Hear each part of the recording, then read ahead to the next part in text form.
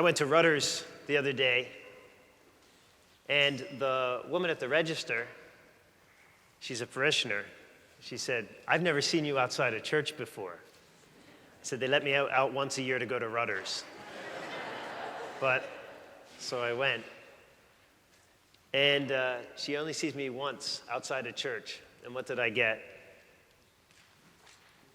A lottery ticket. Ready, set, gold. $5. So, has anyone ever won more than $2 on a lottery ticket? Is it possible? It is possible to win more than $2? How much did you win? $5. 500. You said 500. So yes. Now you know who to go to if you need any money. Sandy's got it. She won $10,000? When your mother won $10,000 on a scratch-off? In Pennsylvania? Florida. Yes, Florida, not Pennsylvania. All I have to say is the older Pennsylvanians are really getting rich off of me. Let me just tell you that. Because this is called Ready, Set, Gold, and it's Ready, Set, Lose, because I didn't match any of my winning numbers. But, of course, when you scratch off the winning amounts, there's about two $200,000, two $10,000, which your mom won, but I didn't. But none of them for me. So, lottery tickets. If I would have won, I could have handed this in back to Rutter's or another store or whatever, and they would have paid me. Because it's a reliable thing. So, my dad loves lottery tickets. He loves giving them out for gifts. So at Christmas, he places lottery tickets on everyone's dish. So that, it's like a nice whatever. So my aunt got hers, his sister, and she was starting to scratch them off, and she was going through and scratching them off and scratching them off. She saw $1 million, and you always get two $1 million on these scratch-offs, but never the third, right? So she got the first one, and then she got the second one, and then she got the third one. And she jumped up, and she screamed, and she went and hugged my uncle, who doesn't hug, and it was awesome. She was so happy, and she was dancing. Everyone was so excited. I was excited. I thought, oh my gosh, I'm going to be rich. And then my dad said, oh my gosh, that's wonderful. How do you redeem it? Turn it over and look. And she read it. It says, redeemable by mail, must send to the North Pole, and the Tooth Fairy pays it out. It was a fake, my dad put a fake lottery card on her ticket. He is a nasty man. He really is.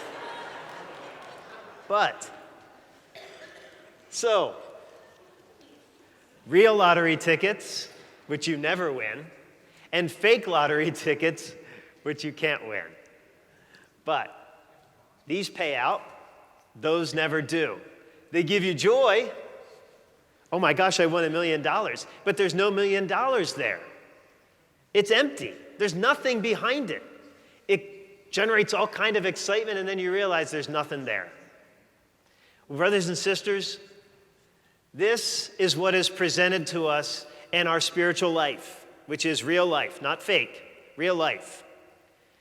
And as we see play out in the gospel today, the devil is presenting Jesus with fake things. He says, look out there. I'll give you all of this. But it's not his to give. He doesn't own it. It's not under his possession. It is under God's. And so Jesus is saying to him, you're offering to me what's mine? That doesn't make any sense. The devil can't offer that. He can't give it. He can't give protection. He just can't do it. He offers fake. Fake joy, fake hope, fake excitement. He offers it, and then we know, because when we take him up on it, immediately we feel dead. Dead about the whole thing.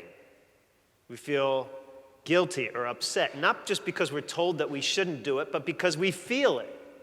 Like if we're with a bunch of people, maybe at work or wherever, with friends, and we start talking about people, and we start talking about a person, we start laughing about them or whatever, and then afterwards, after you get caught up in all of that, you think, oh my gosh, I wonder if that's going to get back to them. Oh my gosh, I shouldn't have done that.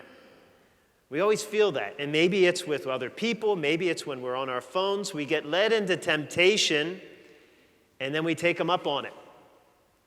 And the joy or the whatever that we think is there when we're tempted immediately goes away when we do it. Because it's fake. It's not real. He can't offer the real path.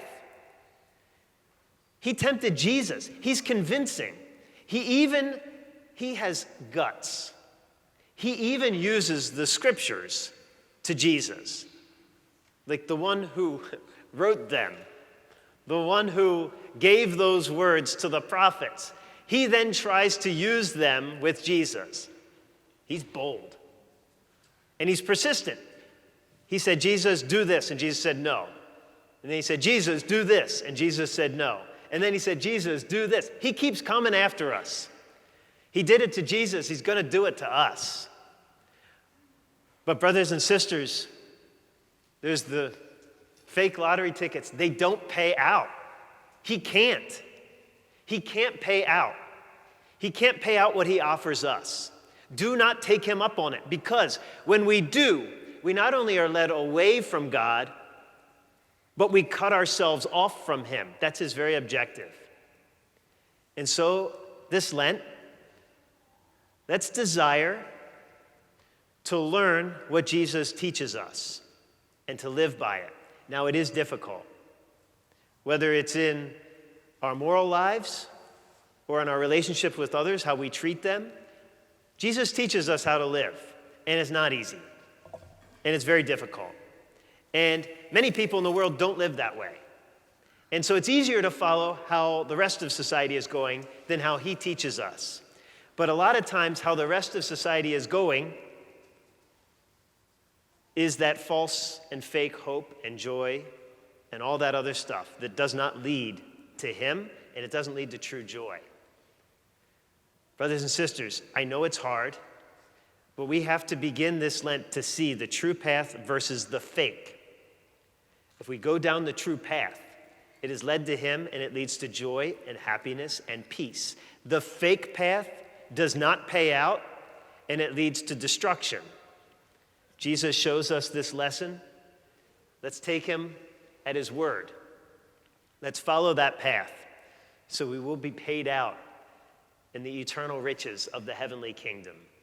Praise be Jesus Christ, King of the universe, now and forever.